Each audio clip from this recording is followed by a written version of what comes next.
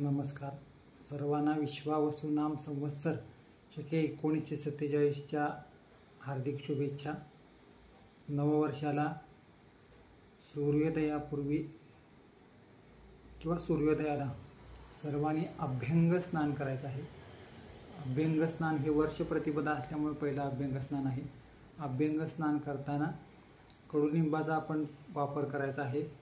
कडुलिंबाच्या काढीने दात घासणे, कडुलिंबाच्या पाण्याने आंघोळ करणे. कडुलिंब हा औषधी असल्यामुळे आपण कडुलिंबाचा वापर हा वर्षाच्या प्रथम दिवशी सुरुवात करायचा आहे.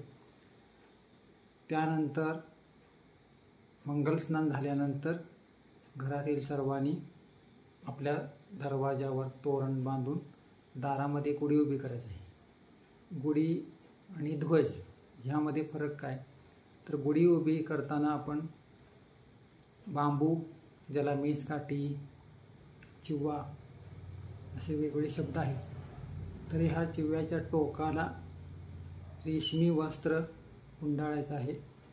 त्यावरती साखरेची माळ, साखरेच्या गाठींची तयार केलेली माळ, तसेच चाफ्याच्या पांढऱ्या फुलांची माळ, कडुलिंबाचा पाला, आंब्याचा ढाळा, ह्या सर्व गोष्टी बांधून त्याच्यावरती जो कलश आहे तो वर बांधायचा आहे. तर हा कलश म्हणजे मांगल्याचं प्रतीक आहे. त्यानंतर कडुनिंब जो आहे, जो कडू जरी असला तरी त्याचे सर्व औषधी गुण असल्यामुळे कडुलिंब आपण आपल्या रोजच्या वापरात आणायचा आहे. तर आयुष्यात कडू गोड हे प्रत्येक दिवशी वर्षामध्ये राहते, त्यामुळे त्या कडूवरचा उतारा म्हणजे साखरेच्या गाठी आहेत. साखर न वापरता थेट साखरेच्या गाठी या वापरलेल्या आहेत. तर साखरेच्या गाठी ह्या गोड माणसाला पूर्ण गोड, म्हणजे जी खडी साखर जी असते तर ती लगेच विरघळत नाही, वेळ लागतो, पण विरघळल्यानंतर त्याचा गोडवा जास्त टिकून राहतो, म्हणून खडी साखरेची माळ वापरायची.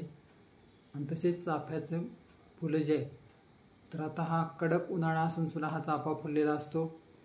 तर त्यामध्ये तसंच मनुष्यानं ह्या विपरीत परिस्थितीमध्ये सुद्धा चांगलं राहावं आणि त्याचं आयुष्यातल्या ज्या इच्छा, आकांक्षा आणि कर्तृत्वाची जी भरारी आहे ती अशीच उंच राहावी, हे गुढीचं प्रतीक आहे.